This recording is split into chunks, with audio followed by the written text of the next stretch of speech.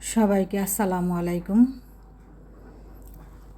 আমি আজকে রান্না করব ফুলকপি দিয়ে দেশি মুরগির ঝোল। এখানে আমি একটি কড়াইতে গরম মশলা, তারপর পেঁয়াজ দিয়ে ভালো মতো ভেজে এতে আমি হলুদ মরিচের গুঁড়া, হলুদ মরিচ, ধনিয়ার গুঁড়া, সব কিছু, আদা রসুনের পেস্ট সব কিছু দিয়ে খুব ভালো মতো কষিয়ে নিই।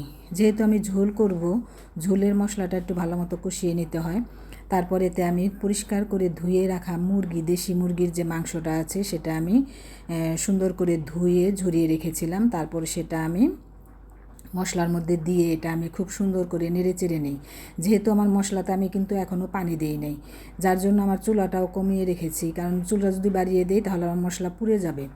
এজন্য আমি চুলাটা কমিয়ে এ পর্যায়ে ঢাকনা দিয়ে দিয়েছি, মুরগিটা যেন ভালো মতো কষিয়ে দিই আমি। তারপর এটা আমি আবার নাড়াচাড়া দিয়ে দিই। যেহেতু আমি ঝোল করব, যার জন্য আমি এমন পানি ছাড়া না পর্যন্ত আমি এটা ভালো মতো নাড়াচাড়া দিয়ে কষাই এবং ঢাকনা দিয়ে দিই। যেহেতু দেশি মুরগির মাংস, এতে কিন্তু বেশি পানি ছাড়ে না। ফার্মের মুরগিতে যেরকম অনেক বেশি পানি ছেড়ে দেয়, এটা কিন্তু তা ছাড়ে না।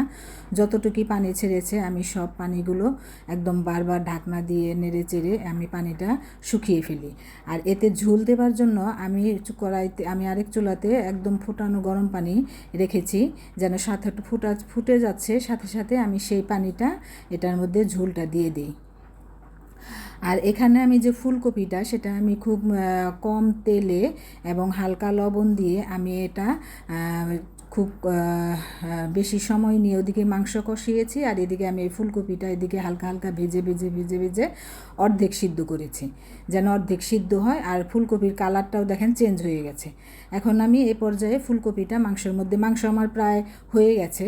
এখন আমি এই পর্যায়ে দিয়ে দিয়ে এখন আমি চুলা কমিয়ে দিয়ে এটা আমি ঢেকে দিলাম, যেন মাংসের সাথে ফুলকপিটা মিশে যায়, মাংসের ঝোলের সাথে।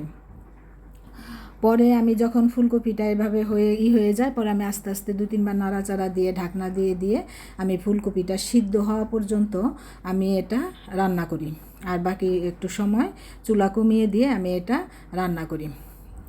তারপরে লাস্টের দিকে আমি লবণ পরিমাণ মতো আবার লবণ দিয়ে তারপরে সম্পূর্ণ করে আমি রান্নাটা শেষ করি। এ পর্যায়ে দেখুন আমি ফুলকপি আর এই যে মাংসটা যে আমি করেছি, ফুলকপি কিন্তু আমার একটা ফুলকপিও গলে নাই, কিন্তু সিদ্ধ হয়ে গেছে আর মাংসের সাথে মিশে গেছে, বোঝা যাচ্ছে না যে ফুলকপি না মাংস।